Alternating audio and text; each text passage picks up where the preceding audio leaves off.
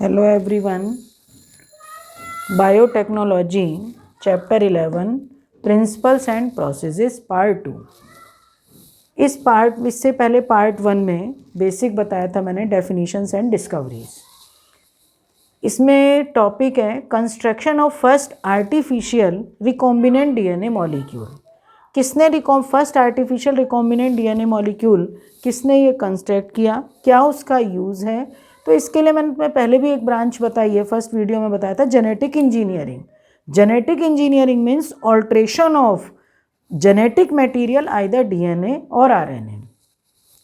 तो यहाँ पर इन्होंने first artificial recombinant DNA molecule it was constructed by Stanley Cohen and Herbert बोवर in 1972. They cut the piece of DNA from a plasmid carrying antibiotic resistant gene in the bacterium Salmonella typhimurium.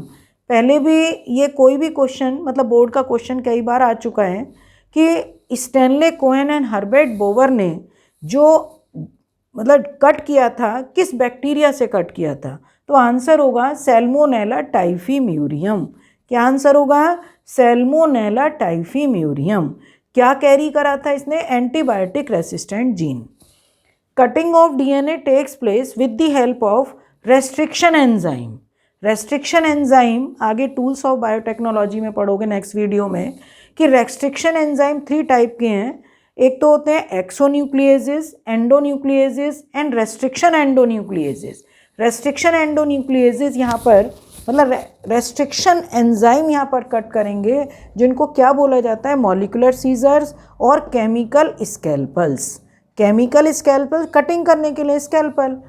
Joining of, अब दो जो DNA हो गए कि एक तो vector DNA, क्योंकि अगर इसको किसी फॉरेन डीएनए को जिसमें एंटीबायोटिक रेसिस्टेंट जीन है, इसको हमने कटिंग कर लिया. कट करने के बाद जब किसी दूसरे बैक्टीरिया में ट्रांसफॉर्म करेंगे तो उसके लिए प्लाज्मिड की, वेक्टर की ज़रूरत होती है, वेक्टर के प्लाज्मिड की. ये वेक्टर डीएनए का प्लाज्मिड है. सेम रेस्ट्रिक्शन एंजाइम, दोनों ही एक ही टाइप का रेस्ट्रिक्शन एंजाइम होगा. Cutting both foreign DNA and vector DNA at specific point. इसने एक रेस्ट्रिक्शन एंजाइम ने इसको कट कर लिया, उसी सेम रेस्ट्रिक्शन एंजाइम ने इसको कट कर लिया. अब जिस पार्ट के पास, पूरे पार्ट के पास तो नहीं होगा, जिस पार्ट के पास यहाँ पर एंटीबायोटिक रेसिस्टेंट जीन होगी उसको वेक्टर प्लाज्मिड, मतलब प्लाज्मिड में इसको यहाँ पर जॉइनिंग करेंगे. जॉइनिंग के लिए जो एंजाइम होता है डीएनए लाइगेज. अगर डीएनए को जॉइन करना है, दो डीएनए को, तो डीएनए लाइगेज. आरएनए को जॉइन करना है, आरएनए लाइगेज. तो इनको क्या बोला जाता है? Glue enzyme. क्या बोलोगे? Glue enzyme. तो DNA ligase join foreign DNA to plasmid. अब ये डीएनए जो नया बन के तैयार हुआ इसको क्या बोलोगे? Recombinant DNA molecule. शॉर्ट में इसको बोलते हैं आरडीएनए मॉलिक्यूल या रिकॉम्बिनेंट डीएनए मॉलिक्यूल.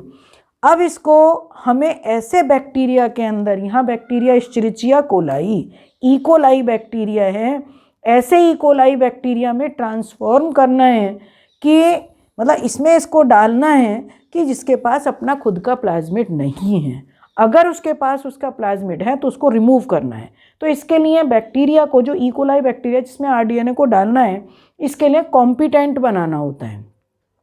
कॉम्पिटेंट अभी आगे टॉपिक में है. कॉम्पिटेंट बनाने के लिए पहले जो ई कोलाई बैक्टीरिया है, एक कल्चर सॉल्यूशन बनाएंगे, आगे की वीडियो में बताऊंगी मैं.